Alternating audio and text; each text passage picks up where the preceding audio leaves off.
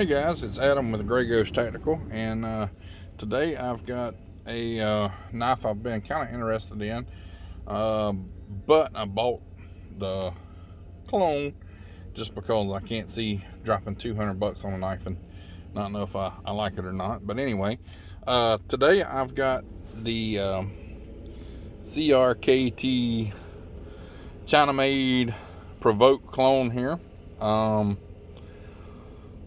I've been EDCing this for about a week now, and first let me say there are some good features to this and there's some bad features.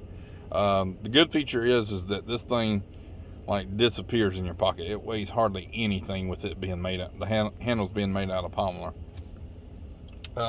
Second good thing is this thing come out the box like razor sharp. I'm almost and some of the tricks and stuff with the Karambit, I'm a little scared to play with it, to be honest with you. It don't really need to go get stitches.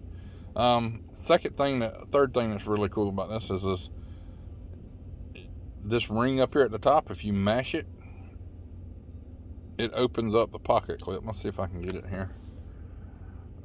Just enough where you can slide that over your pants. And like I said, this whole thing, because it'll go up to your pants up here to where my thumb is, so you really can't see anything. So deep concealment carry, this knife excels at it. It's fairly comfortable in the hand. It is a Karambit, and the way first let's take a couple of measurements. So this thing's right out about 5 inches closed from tip to tail, and right at 7.5 open. It's got a roughly 2-inch cutting surface, give or take a little bit. Steel's unknown. It's made in China. I got this whole knife drop shipped from China for $10. And like I said, it's got some really cool fidget factor. Now, downside, that little lever right here where my thumb's at, that bar there, that's how you shut it. Okay, it's definitely a two-handed shut, and it's a hard two-handed shut. This isn't something that you're going to be able to shut in one hand. It does actually lock open. That's a lock, by the way. This is not a very rugged knife. Like I said, it's fun to flip and it's fun to play with, but again, it comes razor sharp out the box. So, take that with a grain of salt. The other thing is that it's a little hard to open. So let's see if I can. I'm gonna do it with my bird finger here. But you push down. So for those of you not familiar with the Provoke, you push down and it opens. It swings out and it opens. Like I said, it locks. It's to actually cut and use this knife as a defensive knife, I wouldn't trust it. It's made out of very light polymer, and it just doesn't feel very secure in the hand.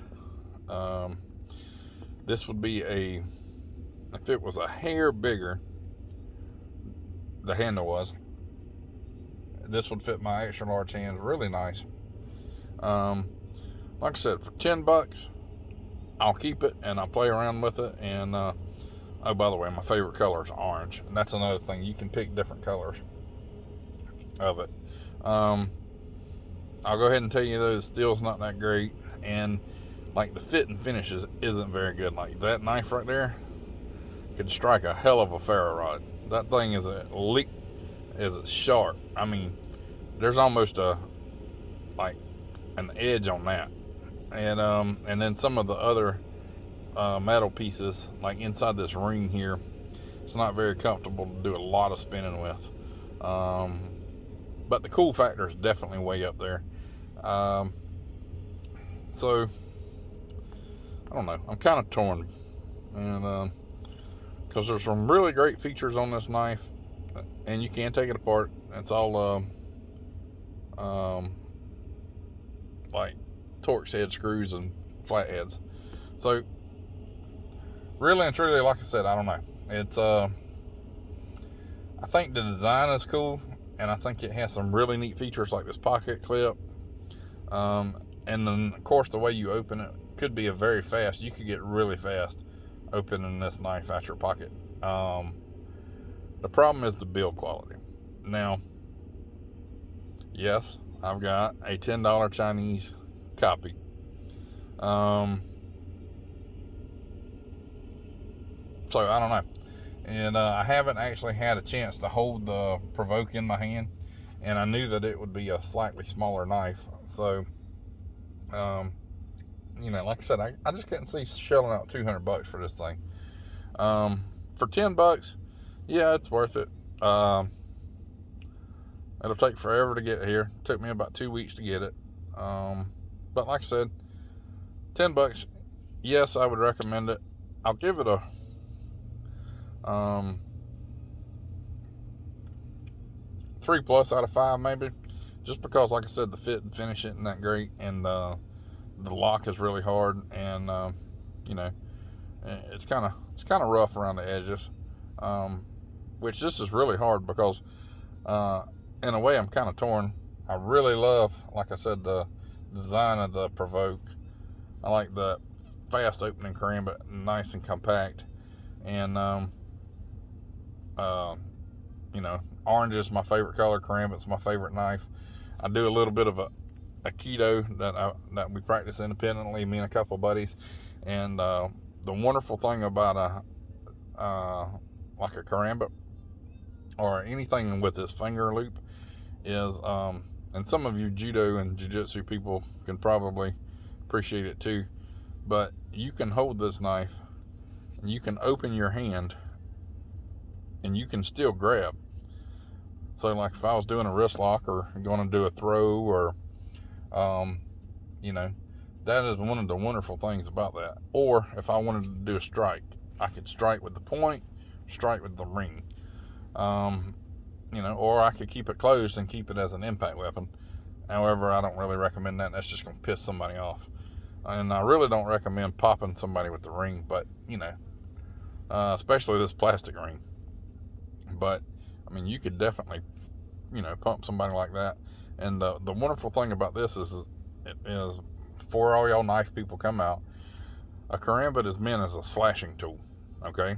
So, quick movements, which is from your wrist. So, like that. Small blades. And it's not meant to be a stabbing tool, okay? So, you're not going to get to the heart or the lungs with this blade here. Okay, that's not what a Karambit's meant for. Now, can you get to the jugular? Yeah. Can you get to the carotid? Oh, yeah. Can you get to the femoral artery? Probably. And this is going to fillet anything that's in its path. And it's going to dig in because, like I said, it is razor sharp and it is thin. That is a thin blade. So, again, I'm really torn on this. And but I'm going to have to give it for the actual knife itself, I'm going to have to give it a 3+ out of 5. The price is great.